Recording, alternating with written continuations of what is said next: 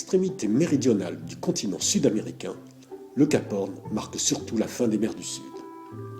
L'équipage de Neutrogena, arrivé en plein cœur de la nuit australe à 3 heures du matin heure française, n'aura pas eu la chance de l'apercevoir. Passés à une trentaine de milles au sud du phare, ils n'ont même pas pu distinguer le feu Aetla qui balise l'île Horn. Pour Gaes Saundros Auditivos, ce sera de jour aux alentours de 13h30 heure française. Gérard Marine et Ana Corbella font route vers la Terre de Feu et comme Guillermo Altadil et José Muñoz, ils devront empanner par 2 fois pour franchir le fameux cap.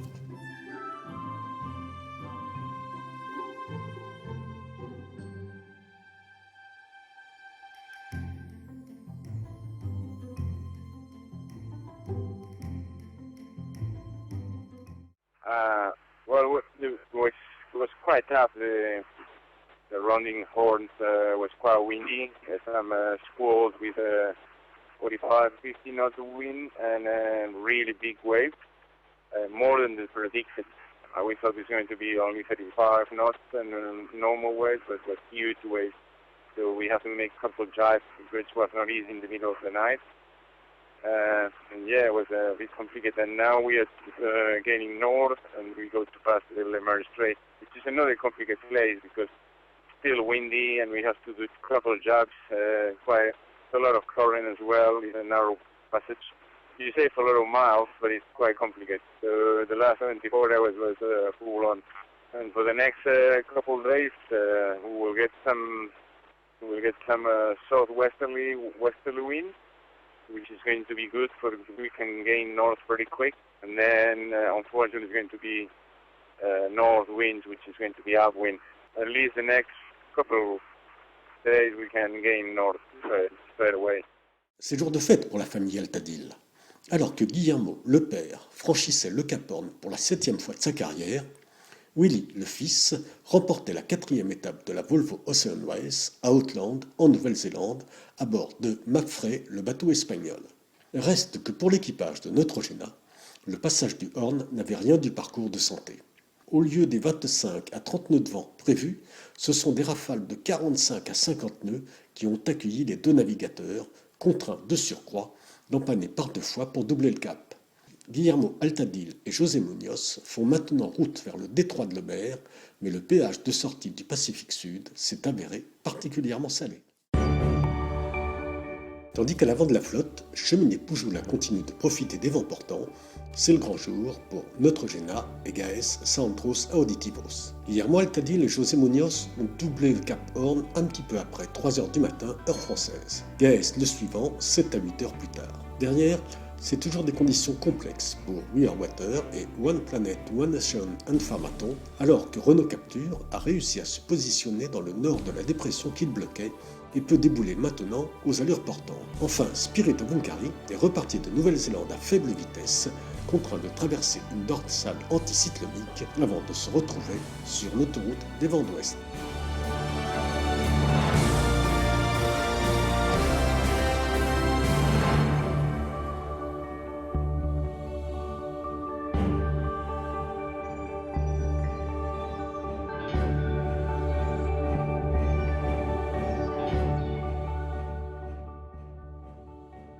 Au classement, si Cheminée Poujoula mène toujours la danse, Jean Le Cam et Bernard Stam ont malgré tout perdu 200 000 sur leurs poursuivants depuis le passage du Cap Horn.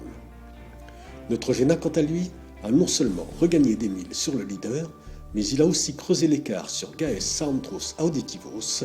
Ana Corbella et Gérard Marine ont hâte de sortir des mers du Sud et accusent un vrai coup de fatigue. Derrière, We Are Water et One Planet, One Ocean and Farmaton peinent toujours à se sortir des petits airs et voient Renault Capture revenir régulièrement. Sébastien Odigan et Jörg Richers ont déjà regagné 100 000 et ne comptent pas s'arrêter en si bon chemin. Et Spirit of Hungary tente quant à lui de rejoindre les latitudes sud et perd encore un peu de terrain sur le reste de la flotte. Hola amigos, aquí estamos a bordo del We Are Water, pasando esta calma pacífica. Porque estamos en mitad, bueno, en mitad aún no, pero en el Pacífico, en medio del Pacífico, rumbo a Cabo de Hornos, con poquito viento. de las grandes para aprovechar al máximo el viento. Niebla muy densa. Niebla como en el Pla de Lleida, bien calmadita. Parece ser que luego vendrán vientos de norte y noroeste que nos llevarán rumbo Cabo de Hornos. We are water. Bonjour à tous, aujourd'hui samedi 28 février, une journée historique pour la famille Altadil parce que le père Guillermo a passé le Cap Horn aux alentours de 2 h du matin alors que le fils ce matin a gagné la 4e étape de la Volvo Ocean Race à bord du bateau Mapfre. Concernant la course Barcelona World Race qui nous concerne directement, on a le bateau Cheminée Poujoula qui est juste en avant d'un front froid qui est en train de les rattraper, qui amène un vent de sud-ouest de 20 à 25 nœuds qui leur permet de continuer leur route est-nord-est. Alors pourquoi faire une route autant à l'est? Ça va dépendre de la situation dans 24 heures. Si on peut voir la slide après, ça c'est la situation dans 24 heures. On a un anticyclone qui est très près des côtes uruguayennes et qui va se déplacer vers l'est et donc qui va venir fermer la route de Cheminée Poujoula. Donc la question est simple, est-ce qu'il vaut mieux faire une route plus courte et passer dans du vent très léger au bord de cet anticyclone ou faire une route un peu plus longue et avoir un peu plus de vent au portant? Donc où est-ce que vous aimeriez être situé pour avoir beaucoup de vent? Concernant Neutrogena et Gaes, donc ils ont passé Neutrogena le Cap Horn cette nuit et Gaes devrait passer le Cap Horn une dizaine d'heures après. Ils sont toujours sous l'influence de cette dépression située juste dans le sud-est du Cap Horn. Donc pour l'instant, ils ont un vent d'ouest entre 25 et 30 nœuds, parfois plus, avec les accélérations liées aux effets de côte. Et pour eux, par contre, la question va être la même que pour Cheminée Poujoula. Comment aborder les Falklands? Passer à l'ouest des Malouines ou à l'est des Malouines, étant donné que si on passe à l'ouest, la route est plus courte, mais on fait une route au près avec du vent de face. Ou si on passe à l'est, on va passer avec du vent portant ou du vent au reaching, ce qui va permettre d'aller plus vite. Donc pour eux, la question aujourd'hui, elle est ouest-ouest autour des Malouines. Concernant One Planet, One Ocean, Pharmaton et We Are Water, ils sont juste en arrière d'une grande dorsale anticyclonique et en avant d'un front froid qui est en train de les rattraper. Donc pour l'instant, ils sont dans un vent de nord de 25 à 30 nœuds et cette situation va les amener pendant les 48 prochaines heures dans un vent assez soutenu de nord qui va leur permettre de faire un bon gain vers l'est. Concernant Renault Capture, il est toujours au nord du centre dépressionnaire et donc pour l'instant, lui, il profite de vents de 30 à 35 nœuds venant de l'ouest et à nouveau, cette dépression va se déplacer à la même vitesse que le bateau pour les prochaines 24 heures, donc il va pouvoir profiter de vents soutenus portants pendant 24 heures. Concernant Spirit of Hungary, ils sont partis hier à 12 heures de Bluff, et donc en 24 heures, ils ont parcouru 150 000 dans des vents très légers et au près.